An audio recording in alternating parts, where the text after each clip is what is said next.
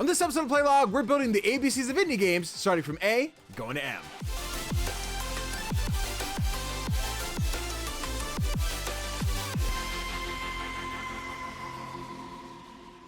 Hey guys, CGDannyB back again with another episode of Playlog, the podcast we talk all things indie gaming. But of course, we can't talk indie games alone because that'd be super boring. So, I've got my partner in crime, the Playlist Kid themselves, Tofr. What's poppin', homie? I'm doing okay. I watched Superman this weekend. Yeah, how'd you like it? It made me happy, but also a little sad. Oh no. That might be the depression speaking, because it just felt like it's so hopeful, and like it feels like hope is like in the realm of fiction now, and it shouldn't be. I want to actually feel hopeful, like that movie makes me feel. Damn. Yeah, you're saying that shit out loud. That's crazy work. That's wild. I get it. I've not watched Superman yet. I have to do that. Okay. It's like home on digital now, but it's in the spot of like to rent. It's like $15. I'm like, at that point, I might as well just buy it. It is. Yeah. Yeah. But like, I don't not want to own Superman. It's like I have any kind of like, oh, I can't own this shit. But like, I don't need to buy a Superman. Like, I don't need to have it. I'm sure it'll be it'll be on Max eventually. I don't know. We'll see. I do want to watch Superman though. Because our local really theater good. closed a little while ago, so there's no like close place to go see it. I have to go like 30 minutes out. I'm like, it's not the worst. I make a day out of it, but still, I've just been busy. So yeah. Oh, well. I recommend it. It's actually really fun. Yeah. It's perfectly cast. I love everyone who plays in that movie. Nice. And I love the goddamn dog. Okay. See, I've heard mixed things on Crypto. People are like, I love Crypto, or like, what an annoying piece of shit. What an annoying fucking dog. Oh, he is an annoying piece of shit, but I love him. Let's go. Crypto the super dog. I did not see Superman yet, but I did finally get to watch Thunderbolts this weekend. Oh, nice. What do you think? Yeah, I enjoyed it a lot. It was funny. We started, and Kenai popped in, and was kind of just, he was in one of his moods and talking to me all goofy and giggly, like, oh, let's talk over this silly movie. And then Bob helped. Happened. I don't know if you know like which moment I'm talking, and then everyone just like focused up, like, oh, pay attention, shit. Yeah. And I really enjoyed it. I like the way they handle Sentry from like, I don't know a whole lot about Sentry from the comics and like how he functions, so I was like, how does this work? Like usually it's like two entities, but the way they like visualize him, like that is so fucking sick. That is so dope. I love that. Super awesome. Yeah, they did well. Yeah, I had a good time. It's one of the better Marvel movies since Endgame. Yeah, for sure. I think. Absolutely. Say, give me Shang-Chi. I know Wakanda Forever is a mixed bag of people who love it. I do, so. I love that one too. Yeah. Bet. But this isn't a movie podcast. This is Playlog Podcast, our weekly podcast where we talk all things indie gaming news, reviews, and whatever we choose. If you enjoy what we do here, be sure to show us some support by doing a few very simple things, such as liking the video if you're on YouTube, or leaving that glorious 5-star review if you're on audio platforms. It's simple, but it goes a long way to help the show. You can also be a part of the show by writing in and asking us your questions or recommending your favorite indie games for our bi-monthly book club. Just use the Google form in the description of every episode and have your opinions heard right here on the episode. Now, on to a little bit of housekeeping real quick. And by a little bit, I mean, it's kind of a lot, so stick with me here. Quick reminder, hey, September is here, and we've got a lot of new indie games to check out. However, I am not doing my typical 15 upcoming indie games video that I would normally do. So, if you want to check out my socials, you can find my 5 games coming out this month that aren't Silksong video. Leave it a like, a comment, and I'd be really appreciative. And then I wrote, you're beautiful. And that's just a reminder that you're beautiful today. You know? Good job. Good job, chat. Appreciate you guys. Another quick reminder, if you like watching me play make-believe with a bunch of hot D&D friends, then boy do I have a show for you. Every Thursday night, I'm taking part in Tales of the Valiant, an ongoing series on Crit Hit Chronicles Twitch channel, where I'm playing Viking, a beastkin barbarian who's all about getting the job done. And if you get in his way, he's gonna get a little ornery about it. You can watch the live actual play on Thursday nights at 8 p.m. Eastern Standard Time, 7 p.m. Central on twitch.tv/CritHitChronicles. And another quick reminder, if you still like watching me play make-believe with a bunch of hot D&D friends, then boy do I have another show for you. Starting this weekend, Sunday, September 7th, we'll be starting our brand new miniseries playing Our Brilliant Ruin.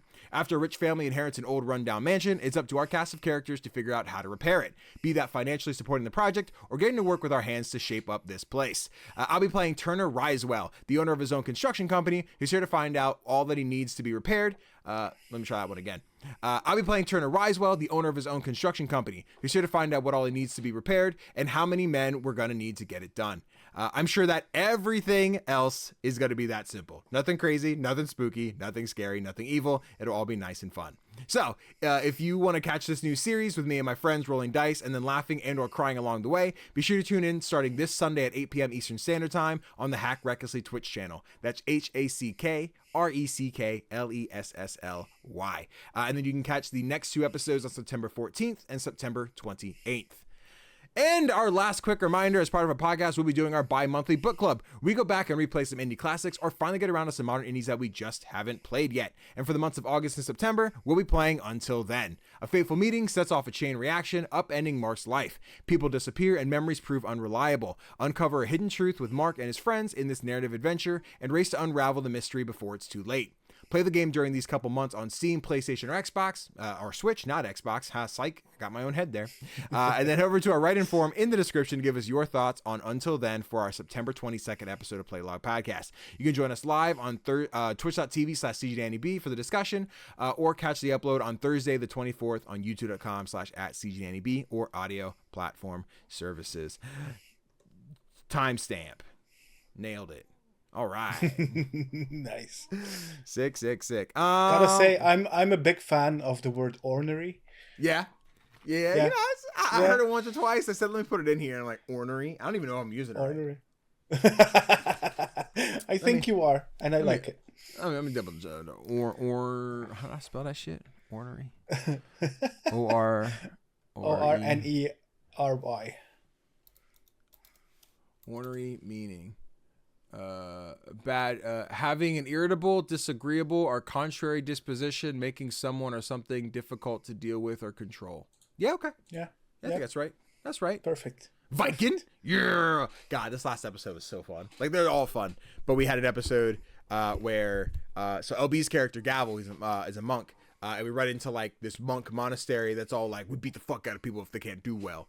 And finds out like her her home rival is also there. Chad versus Gavel, whose name is Brock, but it's like, Brock, that's my real name. We call it Gavel. Okay, we'll figure that out later. And they're beating each other up. And then meanwhile, Marosha, Viking's very like in the middle of like, what do I do? Like, do I just watch this thing take place? Or like, what is the rest of the party doing? And Marosha, Ian's character, is just like, all right, we're taking bets. Who's betting on who? And everyone's putting their money on the bad guy. And in the middle of that, he's like, one sec. And he slides in like, hey, how you doing? It's like, I'm in the middle of a fight. Like, yeah, that's all right. Hey, we got $60 against you. So I'm gonna need you to lock it in. All right. Can we finish up real quick? All right. I just need you a big kaboom real quick. Okay. All right. Thanks, sweetie. It's like rolls out. It'll be a TikTok eventually. They're in a folder to be posted on the Crit Hit channel. I don't know when they're going out, but I hope it's soon because I put a lot of effort into some really dope TikToks for the show, and I'm excited to see them find an audience. So it'll be great. Nice. Yeah. But neither here nor there. That's other things. Today, we have a little bit of quick indie news, and by that, Hollow Knight Silksong is priced at $20. Tofr. Silksong's priced at $20. Team Cherry confirms, laughing in the face of $80 games as it cements one of the most anticipated indies of all time, as just $5 more than its predecessor. This one is from Catherine Lewis over at Games Radar. Let me see here. Hollow Knight Silksong price has now been officially confirmed, and yep, despite having one of the most anticipated indie games of all time on their hands, Team Cherry's Metroidvania sequel really is set to be just $5 more than its predecessor. Over the weekend, a few Hollow Knight Silksong pricing rumors surfaced, thanks to the now deleted GameStop listing, combined with further claims from reliable leaker Bill Coon? Yeah. Now in a new tweet, developer Team Cherry confirms that Silksong will be $19.99 in the US, $19.99. Is that euros or that's euros, right? Or is that pounds? That's euros. That's yeah. euros. Okay, cool. In Europe, and then 2,300 yen in Japan. And then there's the tweet showing everything with a silhouette of Hornet. Same thing, same prices, release times. Comes out 10 a.m. Eastern over here, baby. Let's get ready. This pretty much matches the previous leaks perfectly. It was initially suggested that the game would be 1950 euros in Europe. So there's a slight discrepancy there, which throws in question whether the leaked UK pricing of 16.75 is entirely accurate, but it seems very likely to be around the $20 range. Considering that the original Hollow Knight was $15 when it launched in 2017, Silksong's pricing seems more than generous, especially keeping in mind that the levels of hype Silksong's entire development cycle has amassed. I'm not sure if anyone has actually expected it to hit $80, but it's still a breath of fresh air when games are starting to head the right way. Meanwhile, in the official Hollow Knight Discord server, Team Cherry's marketing and PR lead, Matthew Griffin, has confirmed that there will be no pre-orders for Silksong, which at this point makes sense given that it's out in checks notes 3 days. That soon. Still, it's perhaps a bit of a shame for anyone who is hoping for some pre-order goodies, but I imagine after such a long wait, it isn't a mass concern for most Skong. I hate the Skong thing. I get it. I hate it. Skong enthusiasts right now. Tofr, Silksong's $20. How are we feeling? I mean, there's literally no excuse now to not play this game. Yeah, there you go, team. Yeah, you can. It's only $20 and it's on Game Pass. I mean, it is on Game Pass. That's right. I forgot. What a steal! Yeah. Like how? I mean, I'm sure they're gonna make their money back just because so many people are waiting for this one. But this really does feel generous. Yeah, absolutely. Like I sat here and it was a funny thing on Blue Sky, and I can't remember. I think it was a Matt Piscatello tweet, but it was something to the effect of like indie devs who release their first game and are successful, and then their second game goes up in price, which is not a bad thing. But like I was prepared for, okay, Silksong was 15, or Hollow Knight proper was 15. Silksong would probably be 30. Like I was like, I'll spend 30 for Silksong, and to see it be 20, I'm like, cool, sweet, I'll take that. $10 cheaper than I was prepared to spend.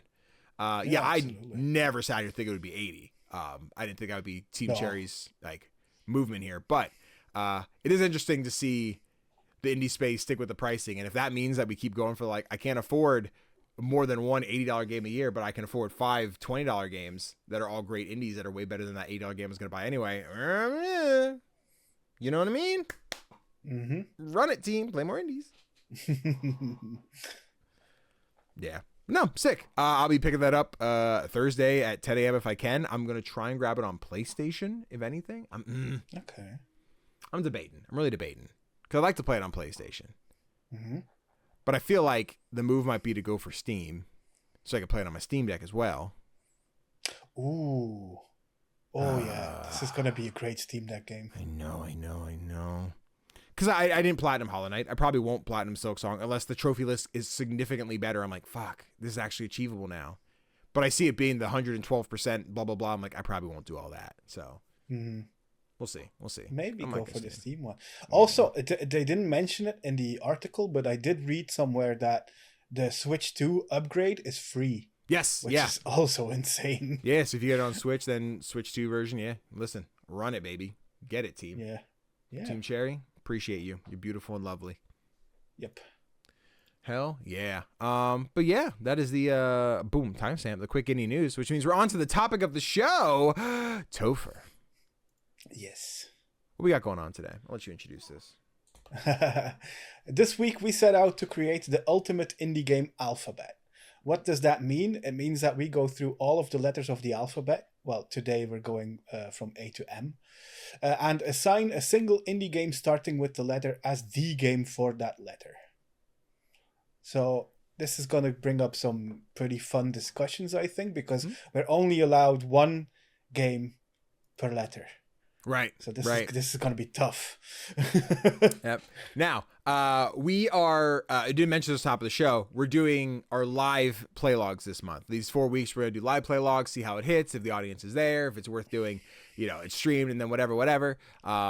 So the option is there if we're discussing and chat wants to chime in, they're more than welcome to and be like, someone makes a good point. Right now, we're pretty quiet, pretty silent. We're at like 3:00 on a Tuesday afternoon in the U.S. Everyone's at work and everything. So, we never know. Yeah. But, we're gonna run it and see how this goes. So, I guess if we hold on, I got the ABCs of indie. Hold on, I got the doc.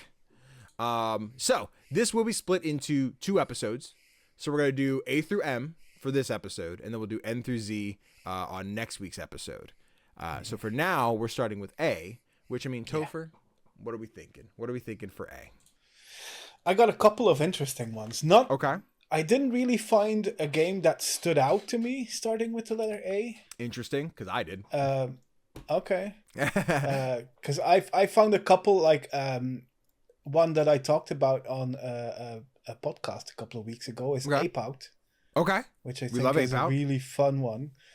The Artful Escape is another one. Ooh. The musical adventure. Mhm. But I'm unsure if that's one. I feel like that's a pretty niche game. Absolutely. And Ape Out 100%. might be as well. And then my top 2 picks for this letter would be either Animal Well, even though I didn't play that one. Sure. But that has been received like really well. Yeah. Within the genre. And the other one is Abzu. Okay. I do like all of those games. I enjoy all those games. Okay. None of them are the ones that I picked, that I thought of for this. Okay. Interesting. I'm a sucker for Ape Out. I think that was great. The only thing I wish it was a little bit longer. I know there was like you could replay with different music and stuff like that. I'm like, it doesn't quite hit the same. But I'm hoping we get an Ape Out too, and it's just more awesome. But yeah, Abzu is great. The ones I thought of was the one that came out last year was Arco, which really dope game. I think a lot of people love it. Those who played it loved it. The thing that gets misconstrued in my review is I'm like, hey, the Switch port is bad. And everyone's like, this game is amazing. I'm like, I'm not saying it's not. The game is awesome. The Switch port is bad. How could you say such a thing? I'm like, the Switch port is bad. It blue screened my Switch. Not a single game has ever done that before. It's a bad port. That being said, I love Arco. It's a great game. I wish I played it on Steam, but neither here nor there. But I think the answer that is probably the right answer is Among Us. Okay. Wow, I completely forgot that was an indie. Oh my god. Yeah. So I sat there, it's just like Among Us is right there. And it's like it's not my favorite by any means. It's not the one that I like. If we go like, Danny, what's your favorite indie game that starts with the letter A? Like I would probably take Ape Out or Arco over those. But yeah, I think if we're like I think I'm picturing this as if we're building a Mount Rushmore of 26 indie games, you know? Yeah. Which a Mount Rushmore episode could be another episode for sure. But yeah, imagine if we're doing the Mount Rushmore, like what is the A? I think it's Among Us. Yeah, I'd have to agree. Okay. That game got me through like the whole lockdown situation. Yeah. I just watched so many streamers play this. I didn't play it myself because I didn't want to play with randoms. Sure. But it's so much fun, and especially when you've got streamers who have like got these really extroverted personalities playing, deceiving each other. It's so much fun. So yeah, and especially with the impact that the game has had with now Outer Sloth being created as a result of that and stuff. Yeah, Among Us seems right. Go Among Us. Get it, team. Get it, team. So wait for the animated series. I want to see how it does. Bet. Then we're on to B. I'm curious. I feel like we both picked at least one of the same games, but I also want to hear what else. Yeah, what else you got thinking for B? Let's take it with the ones that could be considered but probably won't be. I have Bastion. Ooh, okay. Because that one is really beloved by a lot of gamers. I didn't feel it. Sure, same. I totally get why people do have a blast with it. Brothers: A Tale of Two Sons, okay. I think it's called. Yeah, that's another one I had, and The Binding of Isaac. Yeah, The Binding of Isaac is one that people spend thousands of hours on. Yeah, so I had to include it here. Yep. Then earlier this year we got Blueprints. Yep, great one. Which is on so many people's contenders for Game of the Year. Yeah. But then I have 2 games, and it's gonna be heartbreaking to choose between either of these 2. Okay. And that's Balatro and Baldur's Gate 3. Yep. Okay. Yep. Yep. Cool. They're in the same spot. So I was kind of going with like 2 or 3 when I was like, let me narrow it down so I don't have quite the same like amount of lists, but like I'm sure I looked at the same amount. I included Bendy and the Ink Machine, which I don't think belongs to this spot, but if we're talking like the icon mascot horror games, like Bendy's right there. I looked at Baldur's Gate and I said, yes, but what else can I put? And then of course I put Balatro. So I was sitting here looking at Balatro after just this past week. I was sitting here on, I think it was Saturday. No, I think it was Friday because our D&D game got canceled. So we just kind of sat around hanging out and said, I'm just going to run some Balatro. It's on PlayStation Plus, so I've been playing it. And I knocked out, I had no wins yet on the console version. I just got the red, the blue, and the yellow deck just bam, bam, bam, back to back. I'm like, I'm fucking murdering this game. Let's go. I keep trying now. I have to force myself to be Balatro. It's Balatro team. I'm saying Balatro.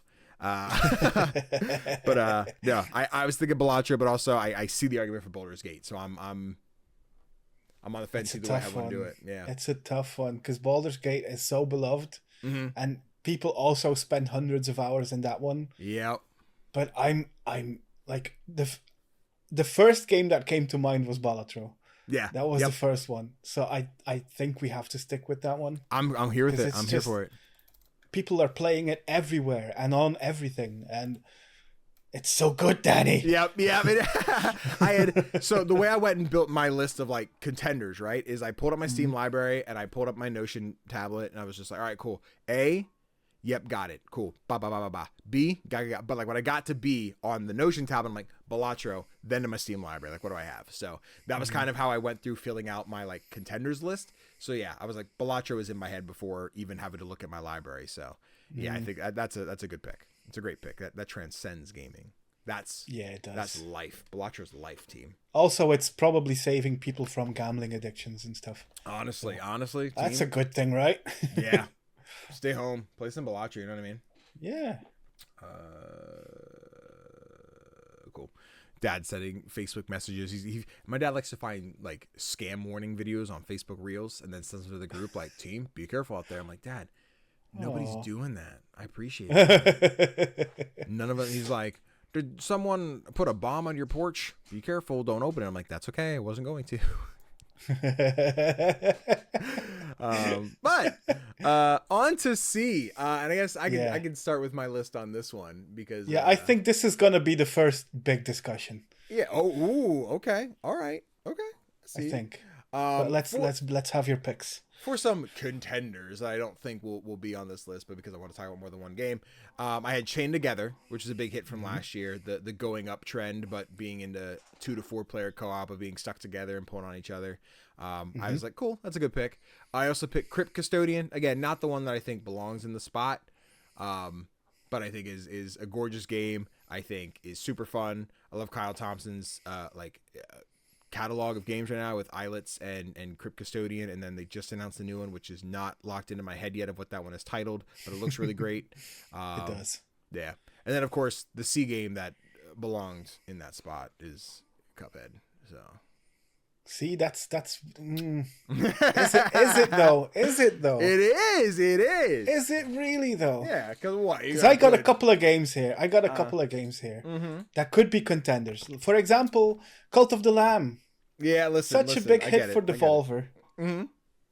It's so much fun. Yep. But then we have Citizen Sleeper, which is all-time classic. And it's not even my pick for the C. Yeah. Okay.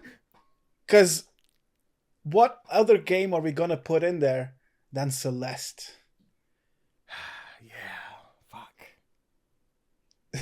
And that's where I thought this discussion would start. Because I know how much Cuphead means to you. And I know how much Celeste means to me. That's tough, That's right? a tough one, right? That's so tough. Because Because, like, look. Man, I don't even know. I don't even know where to think. I don't even know where to go. I know where my brain's at. My idea on why Celeste probably inches it over Cuphead is that Cuphead is an unbelievable game. Yep. But Celeste feels just that tad more accessible. Sure. Like Cuphead is a game for people who are good at video games. And Celeste feels more like a game that everyone can enjoy. Even if they have to like use all of the accessibility settings and stuff. Yeah. But I don't know if... does Cuphead have like accessibility to make the game a bit easier and stuff like that? No, there's a simple mode, but that doesn't change the gameplay. It just makes their health less, really. So no. Okay. Yeah. It's a tough one because I would really like to give you Cuphead. Yeah, but I'm like again. I have the Mount Rushmore image in my head of the 26 heads going across the big old mountain, and like I could see Madeline on there. But like I see Cuphead on there. And whenever it rains, the cup fills with water. And we're like, oh no, this is a natural disaster. We have to fix this. This is a bad structural choice. This is a tough one, right? Because like it's the iconicism of Cuphead. I think Mhm. if and this is where we like. I guess it depends how we want to define the iconicism of what's getting picked. But like if I take two sheets of paper, one with Madeline and one with Cuphead, and go, who are these characters? I think most people are going to know Cuphead over Madeline. You know, That's um, possible, yeah. and I think that spans Cuphead artistically being like a style that people recognize and understand, being those like, oh man, I went to that weird knockoff T-shirt place at the mall and they had all the Cuphead and Mugman stuff on the wall. Versus like, was there a Madeline or a Celeste one? Like, I don't know. Yeah. I would never argue. Well, I don't know that I would never argue. I love Cuphead. I will die playing Cuphead if I can. Hmm. I won't argue that it's a better game than Celeste. I won't argue that Celeste is better either. I think they're both perfect No. games, you know. But Yeah. damn, Cuphead just makes sense. Cuphead just looks right on there. But I sort of Celeste. I get it. This one It's was a like, tough hopefully one. there's someone in chat to break the tie, but I don't know. Anyone in there? Anyone want to break the tie in chat? Anyone there? Anyone want to pick Celeste or Cuphead? Let's check. Let me check one thing. Let's see Yeah. how many reviews each game has Okay. on All right. Steam. I see you. Cuphead has 59,000, and Celeste has 53,000. Okay. So Cuphead So wins. I guess Cuphead wins Oh, I don't know if I love because that they're logic. both overwhelmingly positive. Yeah. But Cuphead does have more reviews, so I guess the more popular game has to win here. It feels sleazy. I'm not gonna lie. It feels sleazy. It would feel sleazy to leave Cuphead out. Cuphead out is as Yeah, I get it. All right, listen. I won't fight. We'll go Cuphead. Cool. All right, team. We got it. It's Cuphead. Cuphead wins. We did it.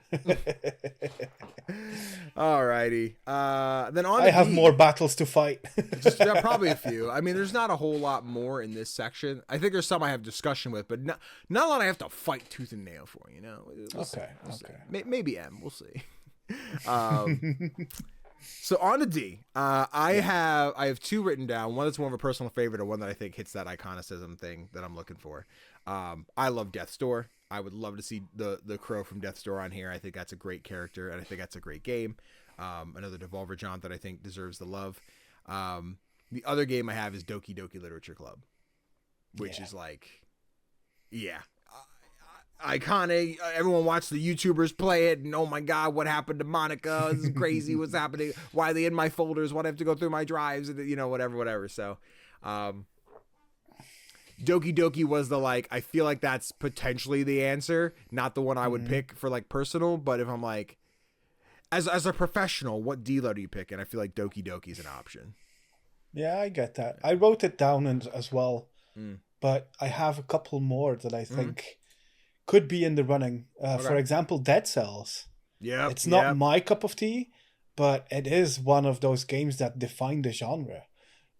So that's a pretty big one, I think. Yeah. Darkest Dungeon also seems okay. like it has quite the following, and it's an excellent game.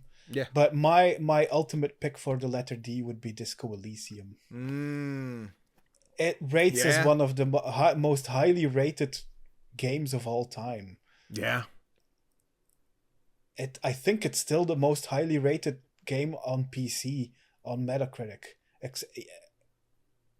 Unless Baldur's Gate overtook that one. Yeah, I'm not sure. I feel like that was one of the questions you gave me on the freaking 2024 quiz. I'm like, I don't remember. I think so. Yeah, Disco Elysium But showing at 90%, very positive. What was the statistic you were asking for? If Baldur's Gate did what now? If Baldur's Gate's PC score is higher than Disco Elysium's PC score. On Metacritic, okay, let me see. Yeah. Metacritic. Open. Disco Elysium. Not Final Cut, just regular Elysium.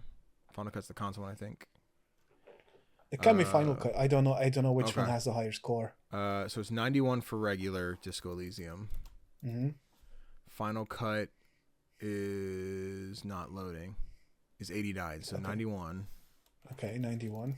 Baldur's Gate 3. is 96. Oh, damn. Okay. Baldur's Gate's better. Let's go. Get rid of Balatro. Now, I think this is a hard one as well, because Yeah. I love Disco Elysium, and I think it earns its iconic status. But Doki Doki Literature Club is like, everyone has that time in their life where they're like, do you know this game? Have you ever played it? Do you want to give it a try? It's not what you're going to expect. Yeah. See, because now I'm kind of here ready to fight for Dead Cells, though, because that's a good pull. Dead Cells is another, yeah. I think that's one of those roguelikes that, like, I think not baby's first roguelike, but I think a lot of people who don't play roguelikes play Dead Cells and then start playing roguelikes. I think that Dead Cells is a gateway drug for roguelike players. Either that or Hades or Binding of Isaac. You know, like those are kind of like the three where it's like I played one of these and now I get it. You know, so like I kind of go like for Dead Cells. I could go for Dead Cells. I'm cool if you want to do Dead Cells. Okay, let's do it. Fuck you, Monica. It's Dead Cells, bitch. Got it. On to E. I have one game for E. I did not look super hard for these. I'm sure there's some like, fuck, I didn't even think of that. But what do you got for E? What options you got? I got a couple, but I only played 2 of them. Okay. Like I didn't play El Paso Elsewhere, but that one seems to have been really popular. Yeah. Then Enter the Gungeon. Ooh, yep, that's a good one. That's quite an iconic one, I think. Yep. And then the only 2 I played is Eastshade, which is the painting one. Yeah. And Eastward. Okay. Ooh, Eastward's really good. Yeah. Of the 4 you picked, I'm leaning East. What were the first 2 you said? It was Eastward. It was Eastshade. And El Paso Elsewhere and Enter the Gungeon. Enter the Gungeon. Okay. If I'm going with my iconicism, right? Gungeon's pretty good. Gungeon's really good. Right? I like Eastward as well. I had Escape Academy written down. I think that's a niche enough one where I don't think it's like deserving of the alphabet, the letter. But I love Escape Academy. Can't wait to play the second one. I could see it being on there, but I think Gungeon has like the edge due to its iconicism. Totally. I'm here to fight for either Gungeon or Eastward, and a Gungeon seems right. I'd go for Gungeon over Eastward. Bet. Gungeon. All right. Quick recap so far because we have 5 letters down. We have A through E. We have A is Among Us, B is Balatro, C is Cuphead, D is Dead Cells, and E is Enter the Gungeon. As we move on to F, what you got for F, Tofr? I think I've been going for a pattern of just 2 and 2. I think I involuntarily did that. That's fine. There's a couple. Okay. Again. There's so many good games, Daddy. Yeah. One of the most iconic ones I could think of is Fez. Ooh, okay. Although I don't know if it has aged all that well. I don't know. I haven't played it in years. You haven't played it since when did that finally come out? 2013? 2014? Something like that, I think. Yeah. I think it was the last time I played it. Yeah. Then another one that got like pretty big and more like the cozy genre is Florence. I love Florence. I do love Florence. Yeah. But then the two games that I would consider for this list most of all is Fall Guys and Firewatch. Oh, interesting. You did not say the one I thought of. Really? Yeah. Okay. Because I like Firewatch. Okay. I like Firewatch as an answer. I think that's a good answer. I think there's a lot of people who would pull for Firewatch. I think the Firewatch fans are far too quiet for the FNAF fans. All right. Yeah, I think we are far too quiet for Five Nights at Freddy's to not be on there. I always forget that that's an indie. Yeah, it's a weird thing because like I don't think they are anymore, right? Because I think, but I what is Steel Wool? Steel Wool Games? Is that, I don't even think they're right. I don't know. A fully remote indie development studio. Steel Wool Games indie. Steel Wool is an independent studio, not traditional AAA. They describe themselves as a studio and passionate creators. This is the Google AI thing, so I don't know how dependable that is. The Steam page says indie. Okay, so I guess they are still indie. I was at the point. I assumed after like Security Breach is where we were like, okay, we've reached like the AAA, AA status there, but Sounds like it's still indie. I would always, Okay. I'll stand by the same thing where I think like Minecraft, where like Minecraft is indie. I know it's now owned by Xbox, has been an indie darling, it's a mascot. Fuck, I did What? Minecraft. just leaving some notes for the future. Okay. But I've always said if Minecraft 2 comes out, owned and published by Xbox, that is no longer indie. That reaches a new space. Yeah. I think Minecraft as a franchise will always eternally be an indie darling, but like the new stuff that would come out of it that is from Microsoft would no longer be indie. And I felt that with FNAF. I think FNAF 1 through 4 feel indie. I can't speak to the franchise now. FNAF is far more than I'm ready to partake in as a franchise. Yeah. But yeah, I had FNAF. I also had Fields of Mystery written down. I didn't think that would be in the spot. Nice. But yeah. Yeah. But yeah, you'd said one of the other ones you said, Fall Guys. Fall Guys and FNAF, Fall Guys, I yeah. think are the two contenders personally. Yeah, probably. But Fall Guys, I don't know. I think Fall that Guys game fell off. Yeah, that's exactly what I was gonna say. Yeah. Even though I had some excellent times with that. Yeah. Again, totally. During lockdown, I played tons of that game. Yep. But I don't think there's any way around FNAF. Yeah. I think that's the answer. 5 nights at Freddy's. I did really enjoy the new one that came out last year, Into the Pit. That was Really? more of a, it was like a, not a point and click, but it was more like the 2D adventure game.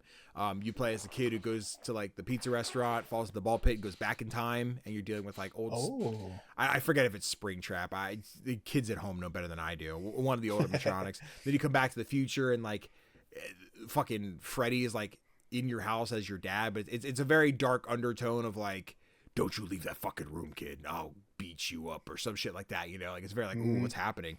I did enjoy that game a lot. It was really fun. Cool. Yeah. After like sucking at regular FNAF because the fucking animatronics are running at me too fast. Like, give me some space, okay? Leave me alone.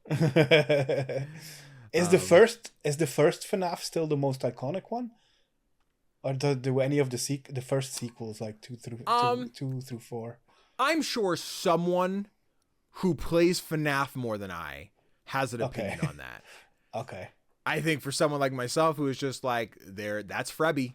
That's Frebby, all right. I just go FNAF 1, but I'm open to hear whatever. It can be the franchise as a whole. Yeah, that works for me. I would put Security Breach if I didn't hate that game. I thought it was going to be great and it wasn't. It was too buggy for my taste. There was a whole point. So the input button, Tofr, so there's a part where you have to beat the animatronics, take their parts, fix Frebby or whatever. I keep saying Frebby because I'm desensitized, brain rot bullshit. You had to go fix Freddy or someone, and you climb into Freddy almost like a mech. And the button to activate the cutscene and to climb into Freddy were the same input.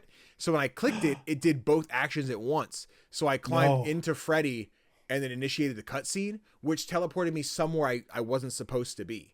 Like in the middle of the cutscene, it moved me, so I could not move to the set to complete the scene. So I was like, I think we broke the game, and my autosaves weren't far enough back to fix that. Yeah. So I was like, this sucks. I can't beat this game. I luckily had a friend in chat who was just like, hey, try and do this. And they're like, if you walk over here, climb up this, you can like glitch through the tires and then fall into the track, which then initiated the cutscene. I'm like, thank God. We almost could not finish this game because of this. And then I had those few like, thing is killing me. I can't get past it. This is annoying. How is this thing grabbing me? I fucking hate this. And then finally it's like, do you want to leave or do you want to stay longer? I'm like, I want to leave. I want to end the game. I want to be done. Bye. I'm good. But hum. Sorry, FNAF. We tried. But off from F, we are on to G. Also, hey, Medic, what's popping, homie? How you doing, dog? We're building the ABCs of indie, so feel free to help us debate if we need to. On to G. I have a few written down for G. The first one I've got is Ghost Runner, which I think is... Oh, Medic, I didn't think of that one. Because I thought of their other game for next week's episode. So yeah, I love Ghost Runner. I've never beaten Ghost Runner. I think it is tough, and I think it's a headache, but like in the best way possible. And I want to play Ghost Runner too. I just haven't. I also included Grun from last year. I thought that was a great game that a lot of people really dug. I think it's super, super niche. I don't think that's Mount Rushmore alphabet worthy. But then the one that I stood on that I'm like, this, if nothing else comes to mind, it was Guacamelee. Yeah. Yeah, I think Guacamelee was Guacamelee is, that's quite an iconic one, of course. Yeah. I did write down Grease or Gree, or however you pronounce it, because I think that's one, just visually it sticks with you. Yeah. But I don't know if it has that really iconic thing going on. Sure. I also wrote down Gone Home. Because that's another one of the classic walking simulators. Yeah. But then I thought there's one game that's been super popular, especially on YouTube. And that's Getting Over It with Bandit 40. Yeah. That's a good one. But do we want that on the list? Man, I don't not want it on the list. I want Guacamelee more. Because I like the idea of one, but again, Mount Rushmore, seeing the dude with the hammer in the pot seems right. That seems right, you know. Climbing the Cuphead. Climbing the Cuphead, exactly. Just hammer into the Cuphead. Like, oh man, damn it. It's hard because I feel like Getting Over It is just having recency bias. Yeah, for sure. Just because Guacamelee is not the most recent indie game on the list. No, not at all. Yeah. The thing is, I haven't played Guacamelee, so I can't really talk about how long lasting its gameplay is. But yeah, it does have like a lot of fans. But yeah. Yeah, I think it would hold up. I think it's a Metroidvania. It's got the 2D platform mechanics too, and I think the combat was simple. It is your spam square to do your combos type deal. Like I think Guacamelee would still hang today. I think Drinkbox, they did the first two Guacamelees. They did Nobody Saves the World, and now they're working on the new roguelike one. That's name is escaping me. That looks kind of like Dead Cells. No, that one is that's Twin Motion. That's the Dead Cells guys. Oh, okay. Drinkbox, which then I do not know. Drinkbox. It was one that was at Summer Game Fest I couldn't get an appointment for, which I was really upset about. Blighted. Blighted is the name of the new game. Oh right. Yes, which looks really fucking Forgot about that one. Yeah. Damn. I just feel like Getting Over It inches it. Yeah. Just because that game got like so much popularity because of YouTubers raging. Yeah, no, totally. Fuck. Sorry, Juan, I was pulling for you, man, but yeah, I think Getting Over It is the right answer. Yeah. I love you, Juan. It'll be okay. Maybe next time. But yeah, Gree, whatever, was a good pull, Medic. I didn't thought that way, yeah, and then you had it on your list. Again, thought about their next game. I was like, yeah, totally. I'll keep that one in mind. But you did enjoy it more, didn't you? Oh yeah, never. Yeah, way more. Yeah, I think it just adding the combat it was the same visual style, even prettier somehow, and then included like more gameplay, which I'm like, great. This is everything. This is everything for me. Mm-hmm. Yeah. But yeah, now we're on to H, which I think there's two easy answers here that are the ones to debate. But I'll go ahead and say that I included Haiku the Robot as well. Just say, hey, little dude's here. But did you have any that aren't the two for H? Or I have a couple actually. Okay. I have Hyper Light Drifter. Okay. That one's pretty iconic. Yep. Hotline Miami. Ooh, that's a good one. Hotline Miami or Hotline Miami 2. I don't know which one is better. Probably and then two. They're both good. Okay.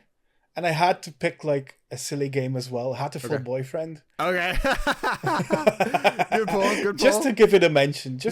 I mean, a dating sim where you're dating birds. Yeah. You have to mention that on an indie show, right? I have to go back. I've never played it was free on PlayStation Plus at one point. And I remember when we were doing Couch Gyms, the group channel, Kanai and his girlfriend at the time streamed it for Valentine's Day. I'm like, this is cute. But like, I never played it. So I have to maybe try it. Yeah, all good H games. But I think as we sit here and really think, the two options are Hades and Hollow Knight. Yeah. So, how do you choose between those two? Fuck. Oh man. Like my initial feeling would be Hades. Right. But that's really personal because I just enjoyed Hades more than I enjoyed Hollow Knight. Totally. Also, it launched like the roguelike genre into the stratosphere. Also true. Also true. But I think you say the same thing for Hollow Knight talking about Metroidvanias. I think That's also true. We have Metroidvanias with Castlevania and Metroid that just kind of existed, and then like we got other Metroidvanias. We've had like Chasm and Cave Story, like, but they didn't pop off the genre. And then Hollow Knight came up and said, "Hey, this is what we can do." And I think in a world where like Metroid and Castlevania didn't exist, obviously they had to for it to, but stick with me, where Hollow Knight was the Metroidvania, like this would be the Hollow Manias, whatever new subgenre we call this, like Hollow Knight would be the birth of this thing that made everyone else want to do it. I think Hollow Knight, and then with the gas behind Silk Song too, leading up to this week, like it's really hard for me to not pick Hollow Knight over Hades. That's really tough. It is tough, but seeing the hype for Silk Song over the hype for Hades too, right? I probably have to say that Hollow Knight wins it. Yeah. Damn. But then I'm even like, even though it's hard. Then I back, but I'm like, do we think the sequel's right? Are we like, I mean, yeah, obviously, but like, because I'm one of the people, like, I like Melanoy over Zagreus in terms of play style. Character wise, I still like Zagreus more. But like I think about like Hades 2 versus Silk Song, right? And like we had our gas last year, it kind of shadow dropped everything. But Silk Song's been this phenomenon of like, will the game ever come out? Now it finally comes out 2 days from us recording this. Like, Hollow Knight. Fuck. I think it has to be Hollow Knight.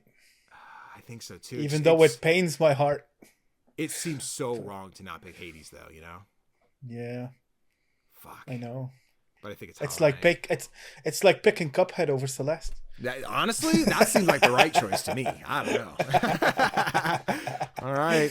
Hollow Knight it is. Wow. I'm gonna put sorry, Hades in. If only we could pick Hades Knight. If only we could pick Hades Knight. Listen, that crossover would go fire. I know, right? Just imagine. We hate it. Damn. Chat, by all means, if you think we're wrong, let us know. We'll see. But I think we're right. On to I. Tofr, what you got for I? Yes. I have a couple of smaller games first. Well, smaller. Inscription is one that comes to mind. I also have Inscription. That, it kind of blew up for a roguelike. Absolutely. Yeah. Fucking murdered it. Yeah. I think In Stars and Time is also a good shout for this one. And that is the other one. Even though I haven't played it yet. Yep. I will always take the time to shout out If Found. Because I just love that game so much. Yeah. But it's a toss-up for me between Inside or It Takes Two. Damn. Those are really good. Because I had Inscription and Stars and Time. Those are the two I was looking at. And I was leaning Inscription out of those two. I prefer In Stars and Time personally, but I think Inscription, again, iconicism, whatever, Leshy, whole 9 yards. But damn. You said It Takes Two. What was the other one? It Takes Two and Inside. Inside. Oh, Inside's a really good pick. That's one of those iconic indie games, right? Yeah, it is. It's so. When you think of indies, if you have to like make a short video capturing like the most iconic games, you would put Inside in there just because it looks so like nothing else. Yeah, absolutely. Fuck. I'm leaning Inside. Yeah. Although I did really, really love It Takes Two as well. Yeah, no, totally. Absolutely. Game's great. There's so much creativity in that one. Like there were so many moments playing that where I was like, how are we doing this right now? Yeah. How? When did this? What are we doing? Yeah. Yeah. But I think and listen, Split Fiction. Whoa, even better, dog. How the fuck did they do it? Yeah, but Inside, it's one of those indies, you know. Yeah. Yeah, no, it is one of those. You can even spell indies using the letters of the word. You Inside. can. Oh my god! It's a side. We had to do Inside. We had to. Has Playdad announced a new game? I don't know. Oh, they did. They had us. What was that one? It was the one with the weird fucking robot face. Robot face. New Playdad game. Hold on, I got this. Images. Wait, was Somerville Playdad? No. I It don't looks know. like Playdead. Am I misremembering? There's one that looked like very Shadow of the Colossus-y. Hold on, let me pull this up because it's just the image they have. Because they have Limbo Inside and joins for our next project. It was this like, not that it looks any different from their other 2 games visually. No. And then Grey just, like, job Tones. opportunities. Yeah, The game. but I thought there was a trailer. I thought maybe not. Yeah, it doesn't say anything on Steam about upcoming games either. Damn. All right, never mind. Playdead's not making games anymore. They're all fake. Sorry, guys. Got your hopes up. But yeah, Inside. Good pick. Good pick for that. On to Jay. I have one game. I don't know if you have more. Just like, I know which one we're gonna pick, but I wanted to add Jusant because Okay. I really enjoyed that one. Yeah. The climbing, the game that made climbing cool before Peak did it. Yeah. Fair enough. But yeah, I think you have the one that we're gonna pick. I don't know that I do because I kind of grabbed a one. I think I might be forgetting about one because I have Jump Really? King. Oh no! Oh no! Did you forget about Journey? Fuck. That's one that I forgot was indie. Fuck. Nah, Journey's the right choice. You're right. I mean, there's no it's- discussion. There's no discussion, right? There's no discussion. Yeah, it's Journey. Yeah. I sat there. I was going through again. This is the part where I went through my Steam library. I'm like, I know I have PlayStation and Switch games that are probably like, oh shoot, I didn't think about this game, but I didn't take the time to sit and do all that. Yeah, no, Journey's the right answer. Yeah. Because you're like, you have the one. I'm like, do I? I have Jump King, dog, and that's a fine game. I don't know if it's that one. I just thought you were so confident with like, I have one game. No, I think it's less confidence, more like I couldn't think of any J games, dog. I was like, Okay. Jump King, Jumper. No, that's it. Jump is the only J word, nothing else. No other game. The only other J game I found was just Shapes and Beats. That's a good one. I don't think it's that spot, but it's a good one No, yeah. because they have the Shovel Knight bundle, you know. Oh, does it? Yeah, I think that's cool. just Shapes and That's Beats. cool. Okay. Pretty sure it's like a Shovel Knight track pack type deal. Cool. Oh, cool. On to K. Yes. I'll be real. I got it on here. I don't like it, but I got it on here. I wonder what game you're talking about. Yeah. And then I have Keep Driving as well is on here. Okay. And then because you actually like it, I'll give you the rest of the K's. I put Kathy Rain in there because that's a point and click game, Yeah. detective game that I really like, and I'm trying to play the sequel at the moment. Then I put Kentucky Route Zero because that's one of the most iconic games in indie history. But then I'm surprised you didn't put this one in, Katana Zero. Oh shit! Again, I went on Switch, not Steam. Didn't think about it. Alphabet's Yeah, hard. because I was thinking I'd have to Fight have me to for debate it. you on this one. But yeah. Also, I have another pick that might take it just because it's so iconic. Kerbal Space Program. Ooh. Okay. Those little dudes are iconic, right? They are to a degree. They also don't exist anymore, right? That's also true. I think they died with Private Division. I'm pretty sure. Yeah. So I mean- my pick would be Kentucky Route Zero, but I know how you feel about that game, and that's why I think Katana Zero might be the correct answer here. Look, I'll put up my dukes and I'll fight. I like Katana Zero. If you're in a weak enough position where I can fight for Katana Zero, I'll swing because that game's fucking amazing and the DLC will come out someday. I had not written down Katana Zero. I wrote down Kentucky Route Zero because when I thought, okay, it's the first game that came up. I don't like the game. I can appreciate the game and the people who like it. I appreciate parts of the game, but like, yeah, I don't like Kentucky Route Zero. But I am okay is not the right word, but I guess I'm okay with it being the pick. Really? Over Katana Zero? Yeah, I mean, Katana Zero is fucking amazing. That game's actually, what's it called? Fun? But I... Wow! Oh my god! I mean, you're not wrong, but still. But just so we can throw the some thing gush is- at Katana Zero, it's a great game, amazing music, super fun gameplay. The fact that everything is like you are like drug induced by going to therapy, and every level is you go into hack and slash and kill a bunch of people, and then each run you do that you fail is you mentally going through the process of like, would this run work? No, because this would happen. So what do I have to do instead? Do it again. Oh, if I dodge this time, I'm gonna hit it right. So it's almost the Meat Boy thing of like when you die in Meat Boy and then at the end you see all of the Meat Boys going across the screen like this is all your attempts. It's Katana Zero doing that of you like, sweet. My guy has thought about every single option that he can have and which one's the right one. And every failed attempt you do is the wrong choice. And then when you finally succeed was the right choice. I'm like, I love that. That's fucking dope. Mm-hmm. Katana Zero is awesome. I just did some quick research on Steam. Yeah. Because I was thinking, I love Kentucky Route Zero, and it is iconic, but isn't it too niche? So I looked on Steam, and on Steam it has just about 2,000 reviews, while Katana Zero has 21,000.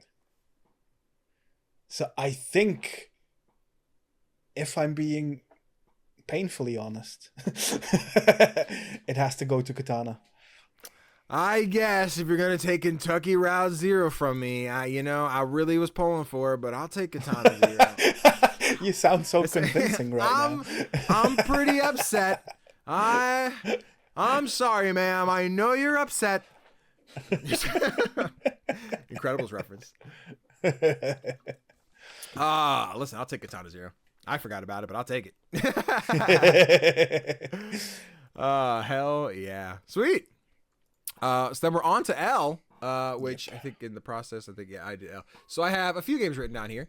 I've got Loop Hero, which I think is a dope roguelike. I think one of those unique ones that a lot of people kind of copied the formula for, and I don't think quite nailed it like Loop Hero does. I have Little Kitty Big City, not the one I think is the contender, but I think people like their cat games. And then potentially the one that I think would hold the spot is Lethal Company. Yeah, Lethal Company is one that rates pretty highly for me as well. I also wrote down Life is Strange, but I don't know if the first game was considered indie or not. Because I know the later games aren't. They're like, what is it, Square Enix? Yeah, but I think Life is Strange But was published by Square. Is Life is Strange an indie game? Life is Strange is not strictly an indie game because it was published by a major publisher, Square Enix, which goes against the core definition of indie game. That's not technically correct. It's the Google AI that I don't think is. Let me check on. Yeah, no, the first game was published by Square Enix as well. Yeah, but I don't know if it's publishing that changes indie. I think it's the ownership of the company. And I don't know where Don't Nod stands. Let me see. Is Don't Nod indie? We think of most of their games as indie. It's only the Life is Strange games that we don't. Right. Yes, Don't Nod is an indie game developer and publisher. Though its independence is something sometimes debated, especially in relation to games like Life is Strange, which is published by a larger company. The studio's independence allows it to retain creative control over its narrative drive.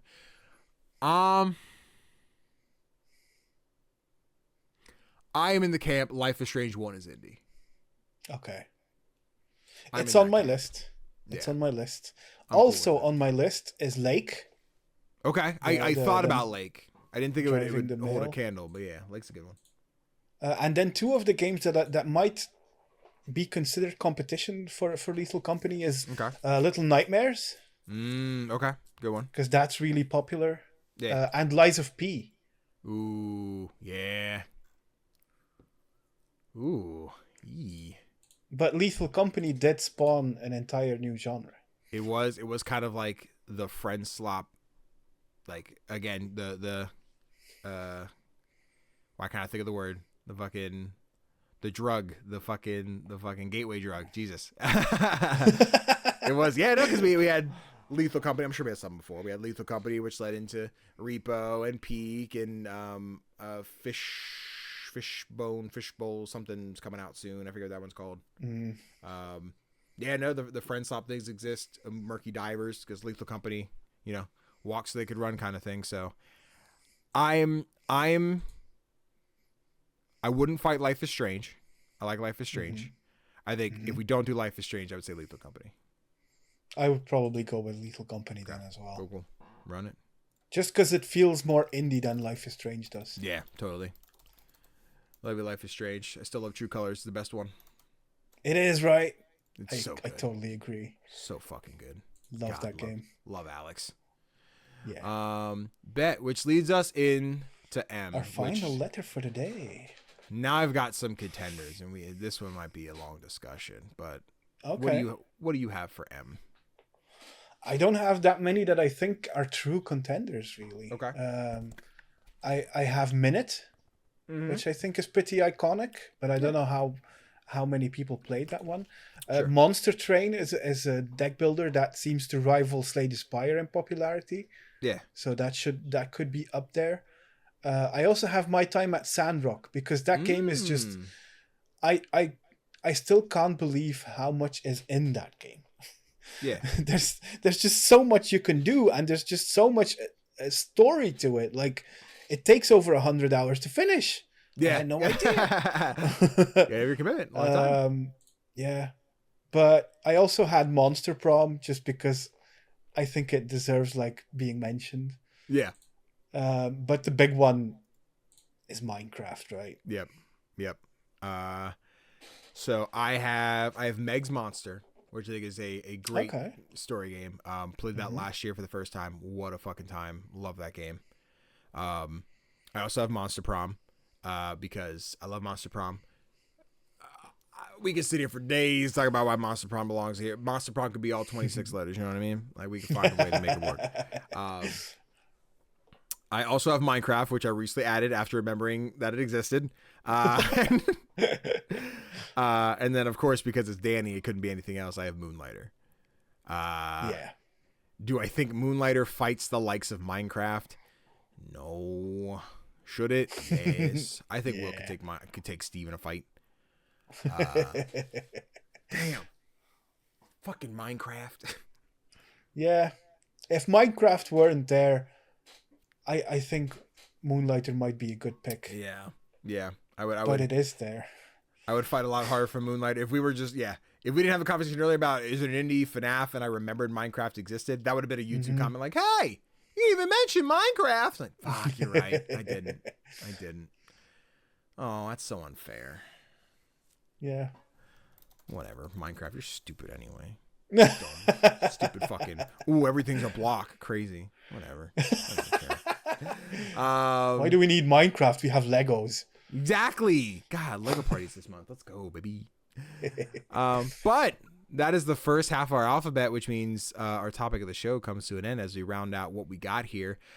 We have A through M going this order. We have A is Among Us, B is Balatro, C is Cuphead, D is Dead Cells, E is Enter the Gungeon, F is Five Nights at Freddy's, G is Getting Over It with Bennett Foddy, H is Hollow Knight, sorry Hades, I is Inside, J is Journey, K is Katana Zero, L is Lethal Company, and M is Minecraft.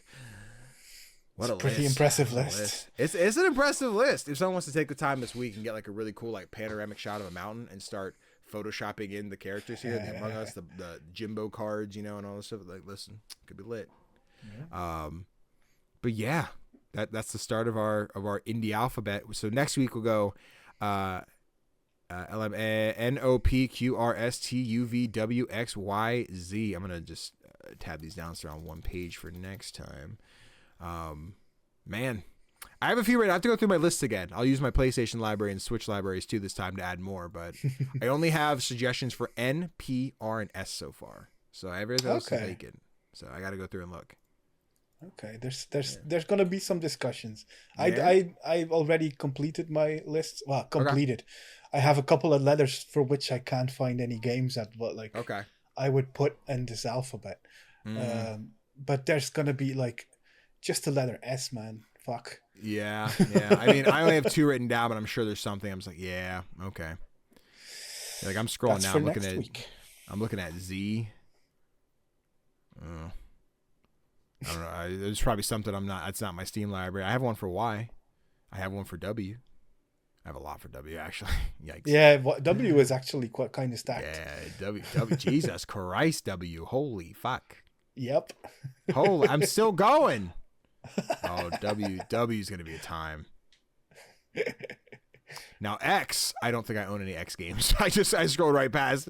I was like, WV? And nope, there's no X's in here. Okay, cool. Nope. Sweet.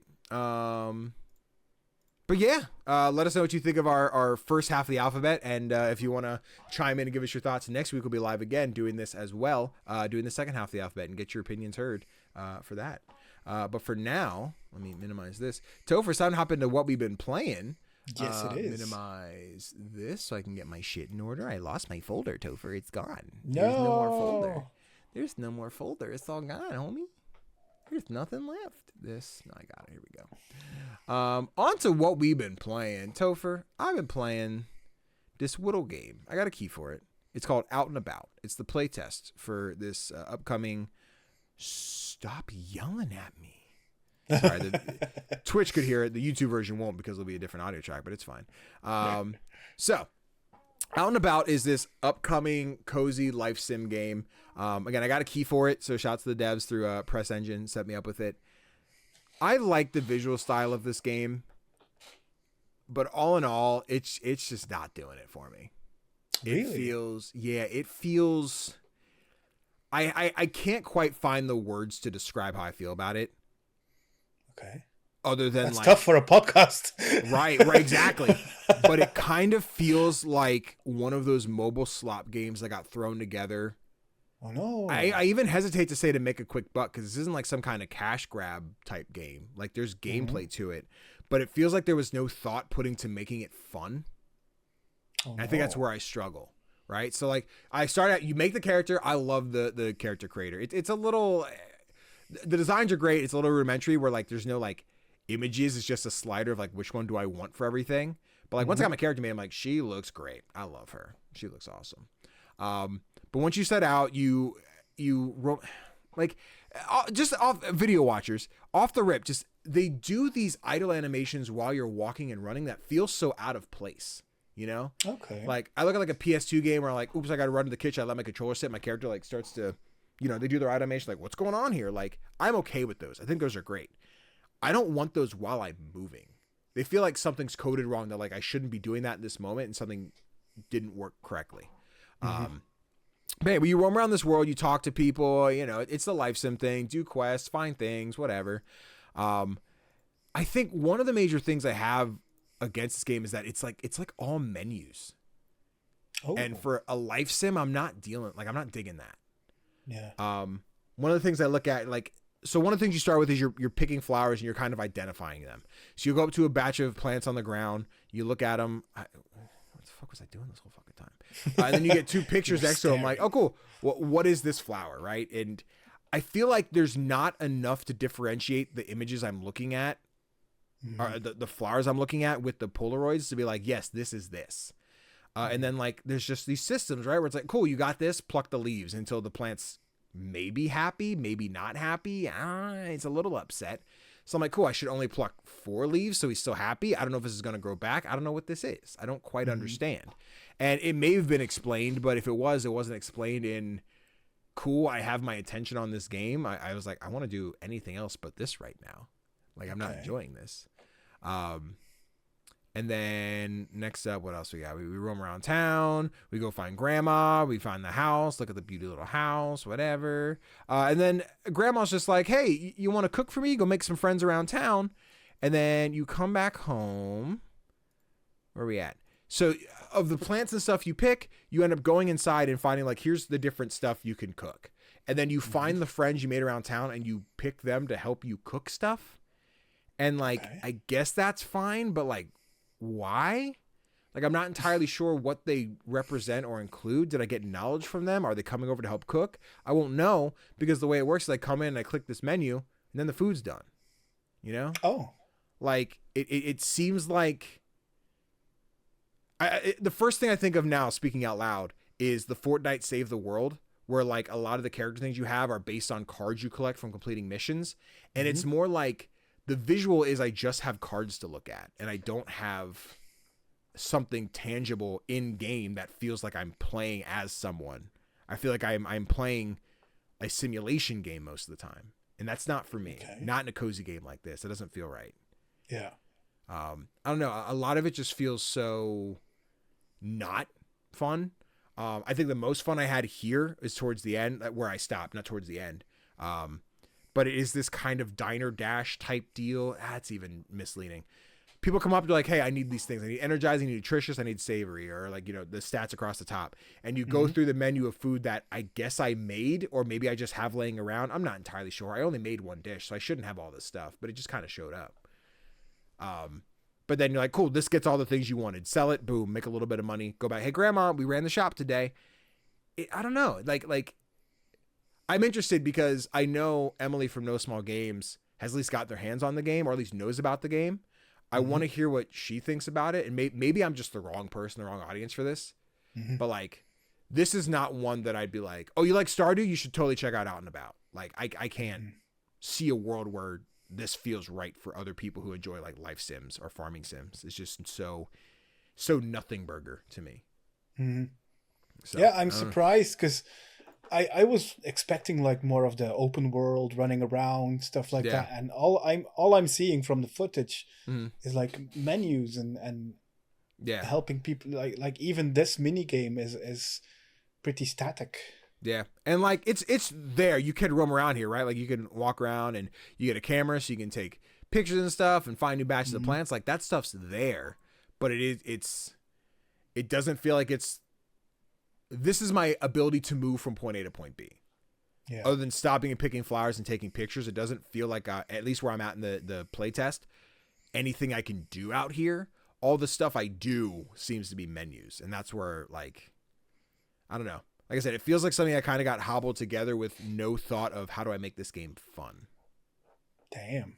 Yeah, so I'm pretty harsh words. A little bit. I'm not digging this one. I hope it changes. Again, it's a play test. A lot could happen. And it could just be it's not for Danny. It could be this is not a Danny game, and it'll come out and the rest of the world's like, Danny, you're crazy. This is the best fucking farming sim I've played in my whole fucking life. I'm like, cool. I don't get it. I don't see it. I love the visual style, but yeah, just the gameplay is not it. Yeah, this one might prove to be like a bit divisive in the way that the Hobbit game is being pretty divisive at the moment. Right. Yeah, I don't know. I hope it changes a little bit, but for now, sorry, Out and About. I ain't feeling you, Doug. I hope you change a little bit. Sorry, I hope it's not me, it's you. You know. This is the one that was called Wholesome Out and About first, right? Yeah, I think so. In my library, it shows Wholesome Out and About. Yeah. The Steam page or the press engine page just says Out and About, so I'm not entirely sure what the official title is. So I think they changed it to Out and About. But I don't really know why. I think I prefer that title. The Wholesome Out and About seems like throwing a keyword into a title just to be like, yeah, we did it, dude. Yeah. SEO purposes, you know? Mm-hmm. But neither here nor there. Timestamp. Tofr, you've been playing games.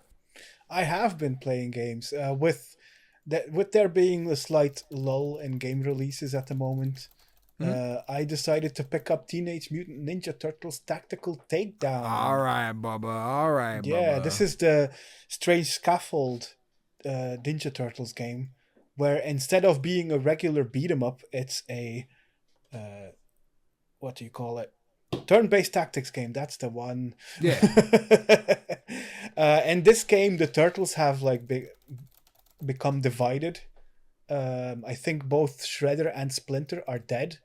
And the Ninja Turtles aren't that teenage anymore. I think they're more like adults now. Yeah. But yeah, they're divided, and you have to play as one of them at a time. As at the start of the game, the Foot Clan infiltrates the Turtles' hangout. There's this whole big plan that I'm not sure of what it is yet because I haven't finished the game yet.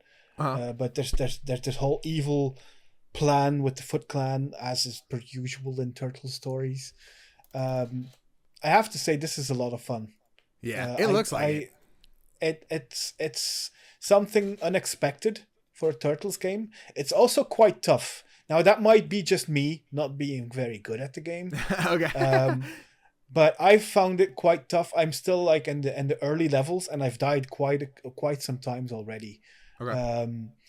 Because I made one mistake that I made early on in the game is I tried to kill everyone. Okay. But you're not supposed to do that. like you can see, and for people who are watching the video version, there are characters who have like these red circles around them. Yeah. If you defeat them, you can move on to the next part of the level. Yeah. So you just have to beat those, and then moving on to the next part of the level makes the previous part of the level disappear. Okay. And if any of the enemies are still stuck on that part of the level, they will be gone as well. Got it. So you have to play it tactically, as the title tells you. And it's really well written. I like the combat. It feels snappy. I'm playing it mostly on Steam Deck, as I'm house sitting at my mom's at the moment. Sure. And it feels really good to play using a controller. Yeah. The dialogue between the turtles and other characters is really well done. The music, top notch. It's just a really cool game. I love it. Dope. I remember you played it during Next Fest and talked about it, and I was like, yeah, I'm kind of sold on it. It's just a matter of when will time permit me to hop in and try this one. Same, and it looks like a blast. I think I could find myself getting lost in it, and like the moment I would get my hands on, I'm like, all right, I'm not the biggest Turtles kid. Like I enjoy the Turtles, but like they weren't my childhood obsession or anything. But okay. I think the Turtles are fun. I think Strange Scaffold getting their hands on this one to be able to make something really cool out of it. I want more Strange Scaffold Turtle stuff. Yeah, this is the kind of thing where we've talked about this before, where we think about like big IPs getting games by smaller indie devs. Yeah. And this is just one of those examples of how to do it well. Yeah. Especially like some of the moves that you do are really cool. Okay. Because you've got your basic attacks and jumps and stuff, but then you can jump over someone and kick them in the head while you're jumping over them. They're cool action scenes, even though you're basically playing with puppets. Fun. Dude, this looks great. Fuck. I need to shoot an email to Strange Scaffold. I'm going to see if I get myself. They offered me a key, and then I was like, cool, yeah, let me get that key. And they never sent me the key. I don't think they like me very much. Oh. Then just sending me freaking Redneck Dinosaur Mansion 3. Yeah, you see they're making a first one? Like, yeah. Like the remake of the first one or whatever. I'm like, you guys are fucking. Okay. I like they Strange just Scaffold. Never sleep, I think. Take a damn nap, team. Go to bed. Go to bed. What else is Strange Scaffold working on right now? Probably they're gonna like have 3 or 4 games. Yeah, I'm sure they're going to have Click Holding 2 coming out any day now. Oh, God, no. Listen, interesting game. Fun game. I don't know. Interesting game is... Interesting is the correct word. Yeah. El Paso, Space Warlord Organ Trading Simulator. They just had co-op Kaiju Horror Cooking. Yeah, that's right. Click Holding. They don't even have the other one listed. The new creepy redneck dinosaur mansion. It's not listed yet. No, they've got Teenage Demon Slayer Society though. Yep. And apparently they're working on All Systems Dance. That's the Mighty L one. Oh, they're publishing that one. Oh, interesting. Yeah. Pop off. Yeah. We love it. Alrighty. Then timestamp that, my boy Tofr. I played another game this week. Another little cozy life sim, if you will. Not really, but kinda. Loved it way more than Out and About. Okay. Phew. I got to play Duck Side of the Moon. Duck Side of the Moon. Duck Side of the Moon. Anyone unfamiliar? It is a open world, sure. It is a third-person adventure game where you play as Doug the Duck.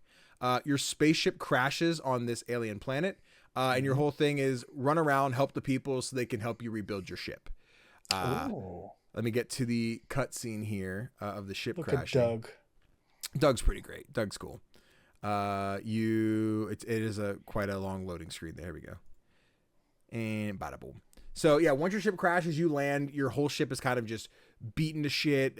Walls are cracked in. Doors are locked now because of damage. You can't get into certain areas. So you roam around your ship and you end up finding, I think it's Chippy is your like computer onboard system. And they're just like, hey, Doug, we got everything situated, but unfortunately, there's a lot of damage to the hull. I've put up a protective barrier around the ship. Go outside and see what you can find. And you have a very small area you could explore to find resources. You can come back in and start to repair stuff. You have to, your crafting table is this computer here on the screen for video watchers. So you have to come in, repair that, so you can start crafting things again. You have your little drone you find, which is kind of like, your mining tool. I was gonna say weapon, but so far there's been no combat or anything. It is just, I have to get some materials. And as you speak to Chippy, who's just like, cool, let's go figure out what's going on. And then this little dude, I think his name is Billy, comes in. They're geodes. That it's the race of aliens on this planet. There's little rock dudes. You can't quite understand them at first, so you have to go out, find more resources, come in and make a translator. So then he's just like, well, hey there, it's me, Billy. I saw your ship crash. I hope you're okay, but I thought it'd be really cool if I could help you fix it. You're like, all right, cool. What do you think? He's like, I think we need a really big rubber band. It's like, okay, how do I do that? I'm like, I don't really know. You're going to have to find some rubber. So you end up going on this like really quick chain of events of like, how do you get the resources you need? So you go out, you get the materials, you go in, you upgrade the stuff, go back out, you expand the dome. I don't know if it's consistent for the whole game. It might just be the playtest, but there's like a mod for Minecraft where it is like, as you complete achievements, your world gets bigger and bigger so you can explore more. It feels like that. Someone out there in the modded Minecraft community knows what I'm talking about. I'm not savvy enough to know the name of the mod. But it felt like that, where I'd go out, I'd find the resources, come back in, and once I'd turn them in, he's like, all right, cool, go talk to my buddy over there. He knows everything you need to know about this certain thing. And then you do that, come back and do it again. You find bolts and gears, other resources. This is one of Billy's tools that once you activate it, you can turn meteorites into giant rubber ducks. And then when you break the rubber ducks, you can collect rubber to make the giant rubber band. So it is one of those kind of things. Also inside the ship, as you collect these bolts, you can use those to unlock rooms. So you can get like new storage units. So your backpack's only so big, you can upgrade it, but you do more and more and more. I really like the visual style of this one. I think it's very simple.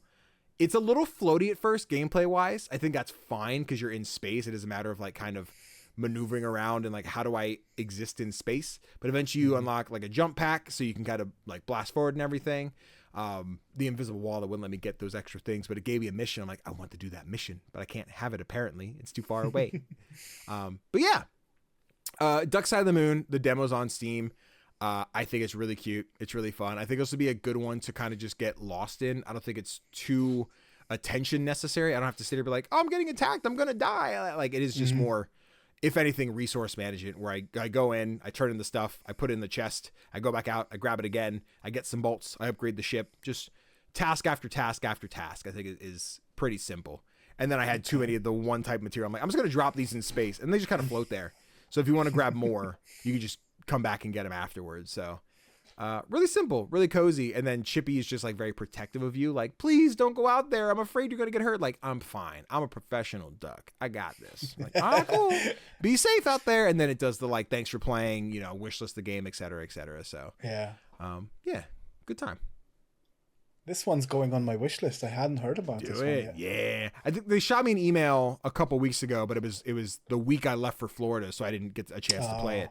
And then I just got around to, I had like an hour and a half before the podcast today, and like all I had to talk about was Out and About. I'm like, ooh, I don't just want to talk negatively on a game. Let me find something I hopefully enjoy. And Duck Side of the Moon was the one. So nice. Yeah, I think it'll be a fun one. I don't know how big the world's going to get. I don't know how much more there is to explore.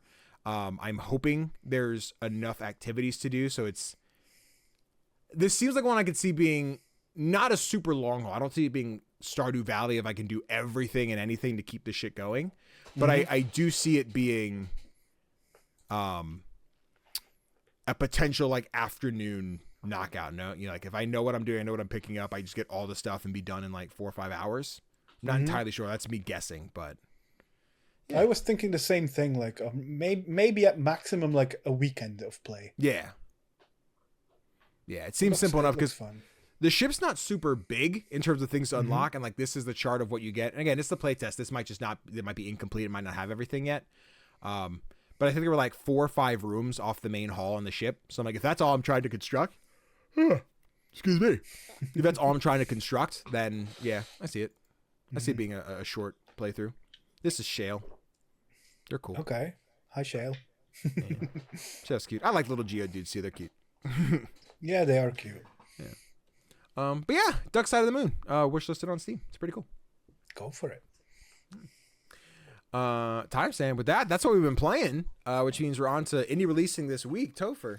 I know we got a long ass list here, so you want to power through that one? I can do that. This is for the week of September 4th to September 10th, and You guessed it, there's not that many games because on September 4th we are finally getting Hollow Knight Silksong on Oh, PlayStation, baby. Xbox, Switch, PC, and on Game Pass. I'm so ready. All other games seem to have changed their release dates because of this, Yep. but on September 10th we're still getting Starbirds, which is the new game by the Dorfromantik people, which is coming to PC in early access, and Katanaut is releasing on PC as well. Yeah, bet. It's a good week. 2 games with Katanauts and Starbirds that I'm like interested in and haven't played. And then of course it's Silksong. It's finally coming out. We'll be streaming that. If you're watching this episode the day it comes out, we'll be streaming that on Twitch. I think the goal is noon to 6. And then give myself a break to get dinner and stuff, and then go into Tales of the Valiant. So yeah, it'll be a good day for some Silksong. I'm very much looking forward to it. Can't wait. Sweet. Yeah. But yeah, then we're on to our indie spotlight, which means Tofr. It's time to talk about an indie game that either doesn't have the attention it deserves, or maybe just something coming up that we want to talk about. So what you got for us? I want to talk about a game that released back in 2022. It's the debut game for Geography of Robots. It's called Norco. This is a dialogue-focused point-and-click adventure game set in South Louisiana. Well, not actually in South Louisiana, but like a more near future, cyberpunky kind of South Louisiana. There's robots, but they don't play a major role in the game. It's mostly about capitalism and how bad that is. Let's go, capitalism, baby! Yeah, it's a game that has like it's all about the writing. This game is written so excellently. It's been compared to games like Disco Elysium, which is pretty high praise, I think. If I remember correctly, PC Gamer mentioned this game released in March. Oh, there it is, the quotes on screen. In March, they were ready to call it Game of the Year. Oh, yeah. Because it's just that good. It's a really interesting story about like how capitalism is not just bad in general, but mostly to the people it abuses, like the people who have to do like hard labor. The like people who work in like tough industries and stuff like that. But it's also a story about a missing person, and it's excellently written. The visuals, I really dig the visuals. Most of them are static, I mean, but they're wonderfully drawn. These look great. I like the style. It's one that I still need to finish because I played this one on Game Pass, and then I had a bug, which meant I couldn't continue. And back then I didn't want to start all over again, but I might do it now because it was that good. And also it is getting a physical release thanks to Lost in Cult. It's getting a PlayStation 5 release, so there's no better time to pick it up. Hell yeah. It looks cool. I do like the style. I'm on the fence where I look at it, we're like, very Kentucky Route Zero, but also very Disco Elysium, and I'm torn. Right? I like one and not the other. So I'm like, I don't know. I think I mentioned earlier when I saw it was the one you included. I was like, it seems like a great video essay. Like, who talked about this game? How do I absorb this story real quick and not have to do the man, I wish I liked this game bullshit again, Yeah. But sick. Yeah, guys, check out Norco. It's out now. Definitely Steam. I want to say it was a Game Pass once on Xbox. Okay. Let me check quickly. I'm seeing no platforms are listed. PlayStation 4 and 5. No Switch, but it is on Amazon Luna, so. Oh, hooray for that. See, if you're one of those teams, give it a shot. Give it a roll. Bet. But yeah, timestamp with that. That's our show. We covered all of our stuff. We got our ABCs. We got our 1, 2, 3s. We got our what we've been playing.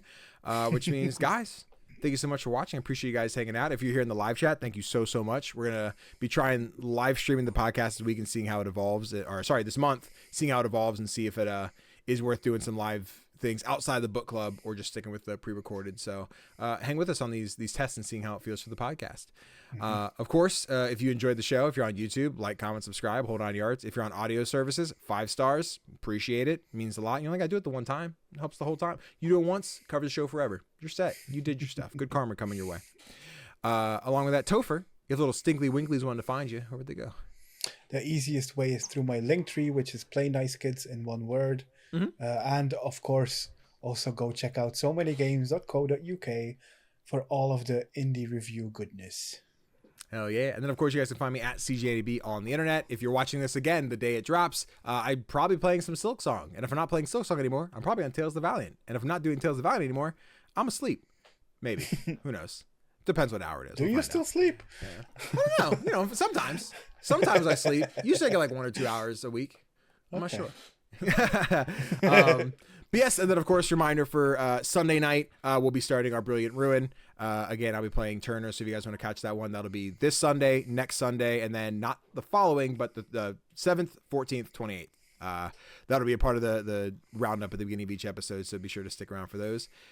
And I think that's it. Guys, thank you so much for hanging out. I appreciate you, and see you in the next one.